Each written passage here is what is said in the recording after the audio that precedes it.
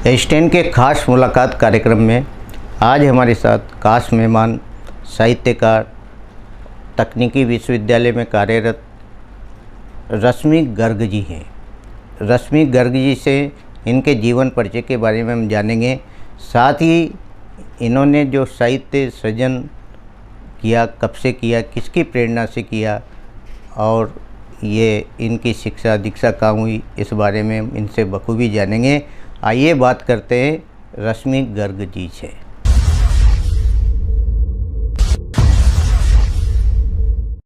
रश्मि जी, आपका हमारे स्टूडियो में बहुत बहुत स्वागत है। नमस्ते, स्वागत, धन्यवाद।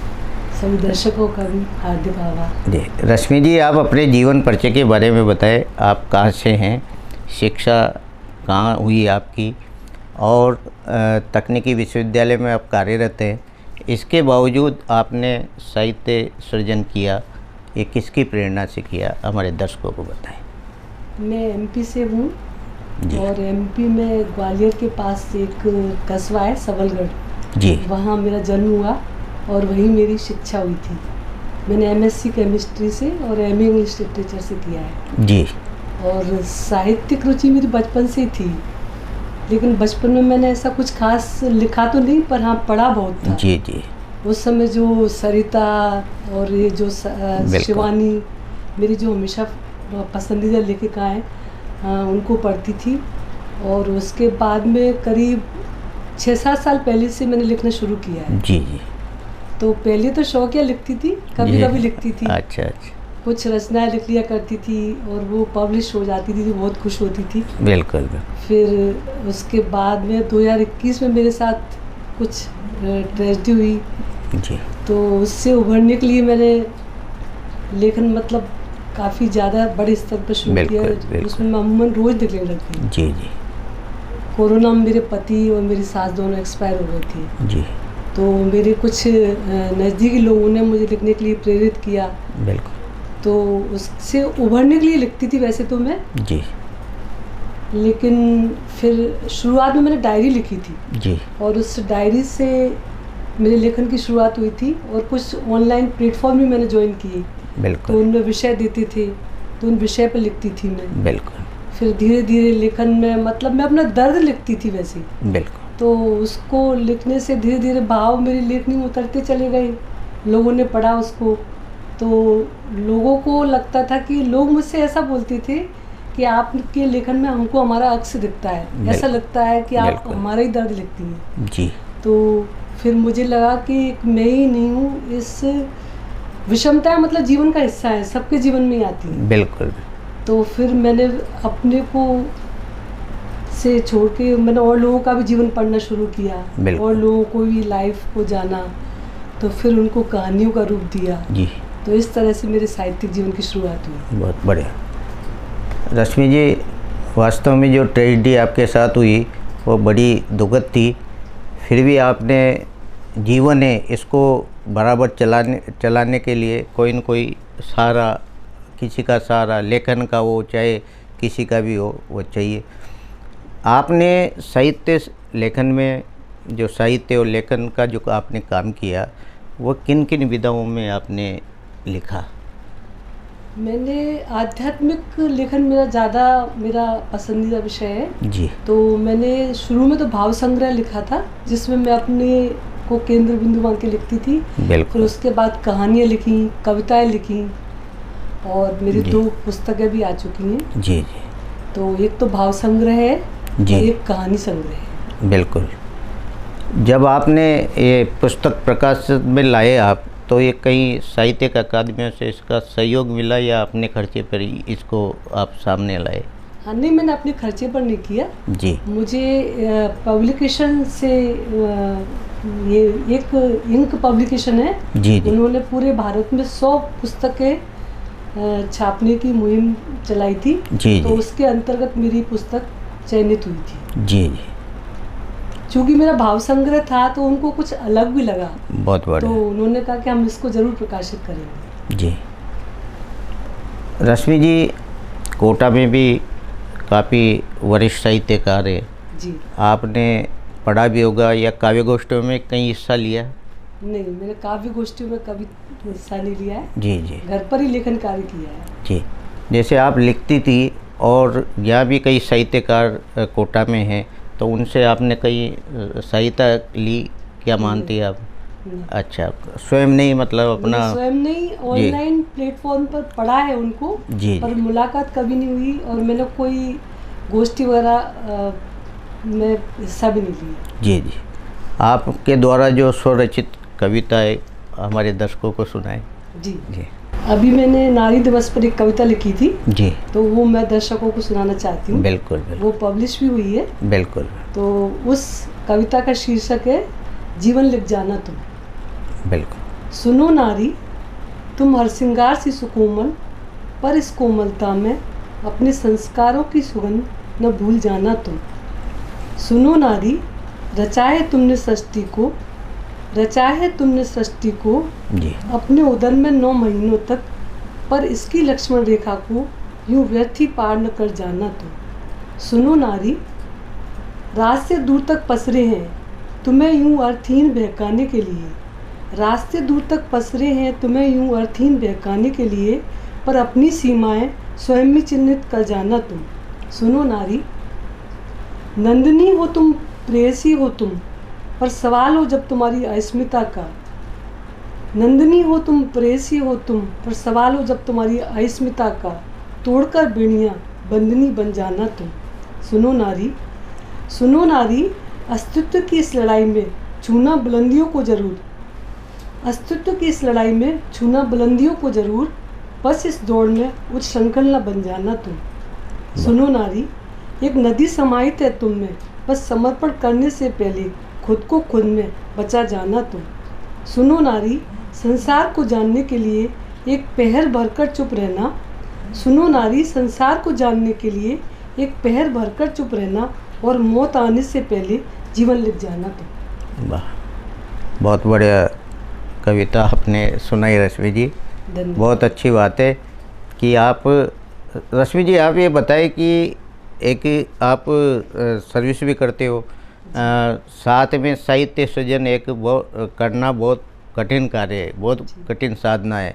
किस तरह अपना समय निकाल कर इतना, मतलब आप लिखती हैं, विचार भी इसमें लेने पड़ते हैं, कैसे समय आप निकालती हैं साहित्य लेखन के लिए? साहित्य तो मेरी रूह में बसता है, मतलब मैं जब भी कुछ देखती हूँ तो वहाँ मेरे विचार आते हैं। तो अपनी व्यस्तता के बावजूद कभी रात में जी, कभी छुट्टी में तो लिखती हूँ। जी। आपने जो एक साहित्य का, जीवन में एक साहित्य का सहारा लिया है कि लेखन बराबर चलता रहे, क्या मानती है आप, आपका लेखन जो है अनवरत जारी रहेगा? जी, मैं यही कोशिश भी करूँगी जी, और उम्मीद भी करती हूँ खुद से कि मेरा लेखन चलता रहे जी, क्योंकि ये मेरे लिए एक, मुझे मतलब खुशी देता है। जी जी। रश्मि जी, आपकी जो 2 पुस्तक प्रकाशन में आई है जी, प्रकाशित, वो कौन कौन सी है, हमारे दर्शकों को बताएं। एक तो मेरा भाव संग्रह है अंतररश्मि। जी जी, ये है जो कि इंक पब्लिकेशन से प्रकाशित है जी, और इसमें ये लोगों को बहुत प्रेरणादायी लगा है। इसमें कुछ जी प्रेरणात्मक संदेश है, छोटे छोटे से भाव संग्रह है मेरी। और दूसरी मेरी कहानी संकलन है जो कि प्रतिबिंब नाम से है। तो दोनों ही मेरी 2024 में आई दोनों पुस्तक। जी जी। रश्मि जी, आपने जो आपके जो पुस्तकें हैं उसमें समाज के लिए और नारी के लिए क्या लिखा आपने, क्या आपने संदेश देना चाहिए? मेरी जो कहानी संग्रह है वो मेरे आसपास के किरदारों का ही लेखन है। जी, मैंने अपने आसपास के लोगों को ही, उनको नज़दीक से देखा, उनके जीवन की समताएं विषमताएं देखी, फिर उस पर मैंने कहानियाँ लिखी।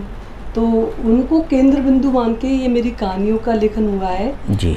तो और कुछ नारियों पर आधारित भी हैं। तो नारियों के लिए तो मैं यही संदेश देना चाहूँगी कि हर व्यक्ति के अंदर, चाहे वो नारी हो या पुरुष हो, कुछ न कुछ प्रतिभा जरूर होती है।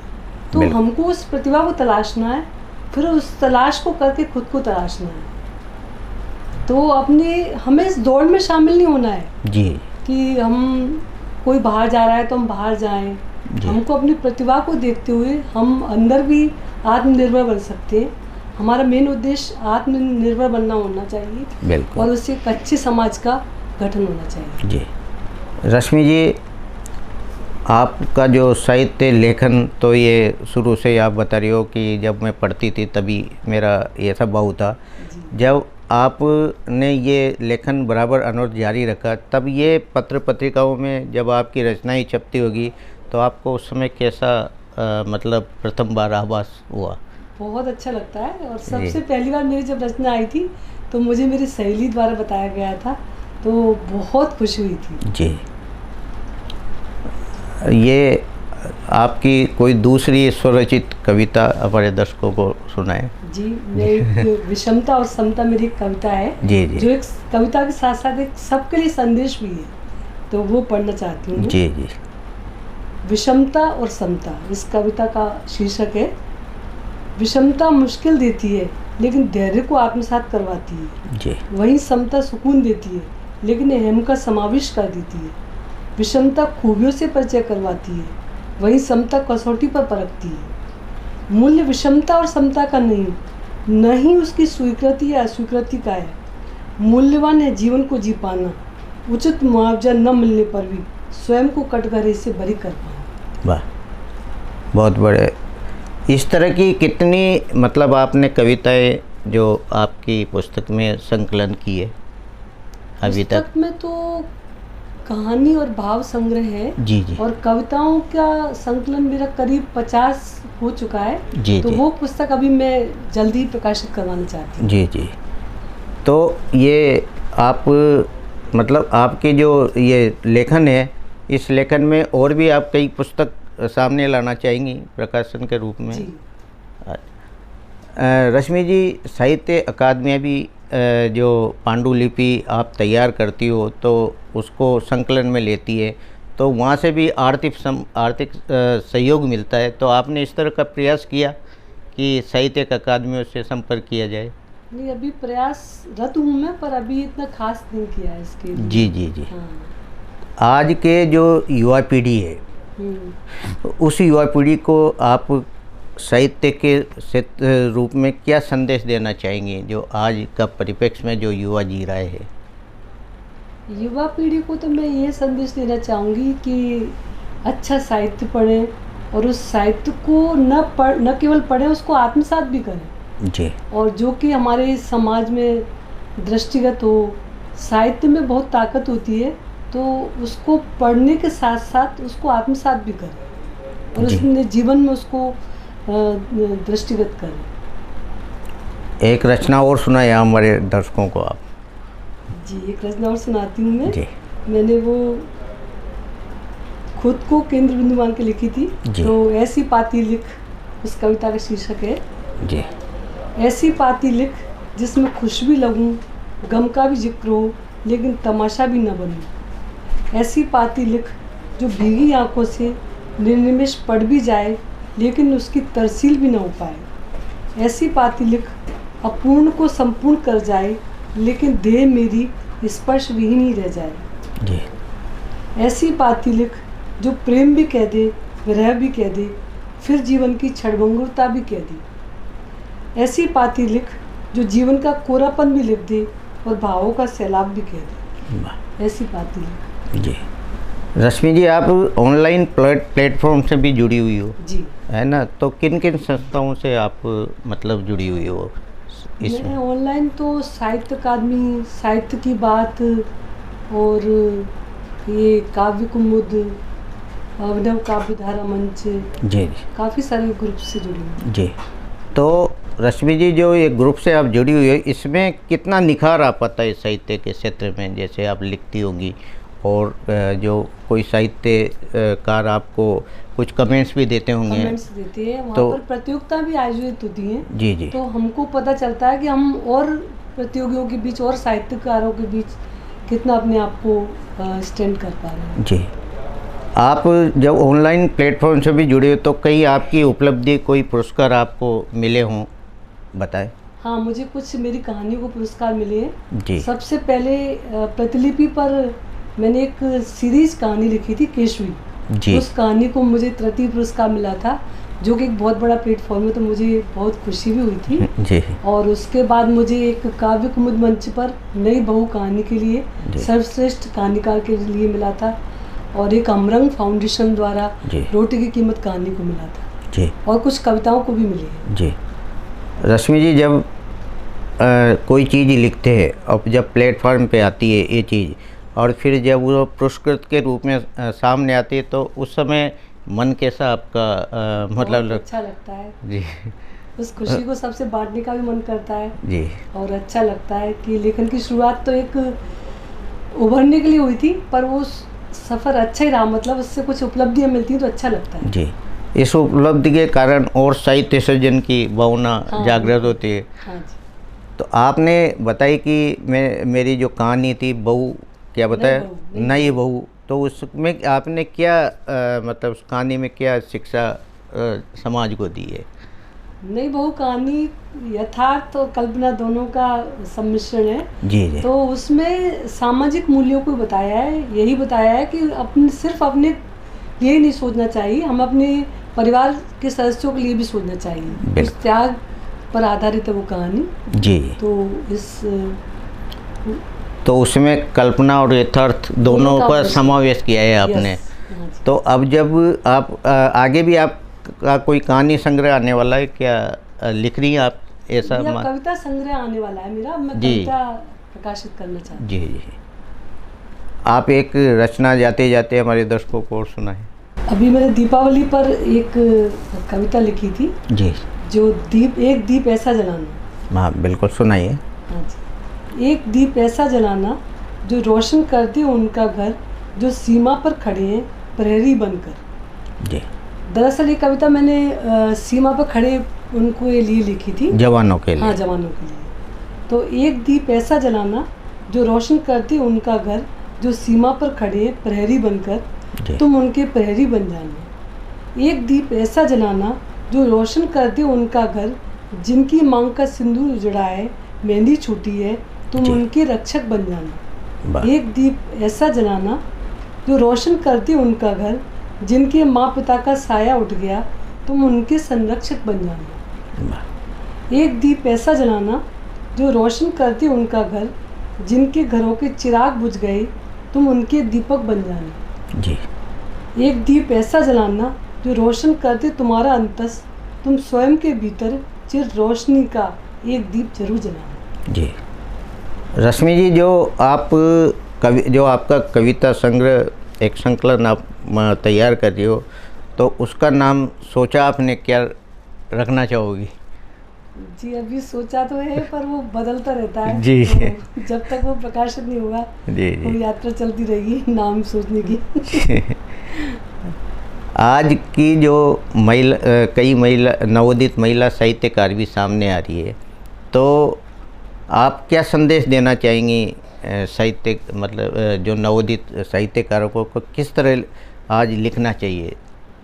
मैं नई साहित्यकारों को यही संदेश देना चाहूँगी कि उनको यथार्थ को ही सामने लाना चाहिए और ऐसे संदेश देना चाहिए जिससे अच्छे समाज का निर्माण हो, क्योंकि साहित्य समाज का दर्पण होता है। जी जी। तो उसमें यथार्थ को ही लिखना चाहिए और कुछ प्रेरणादायी संदेश होना चाहिए रचनाओं में। जी जी। ये थी हमारे साथ साहित्यकार रश्मि गर्ग जी।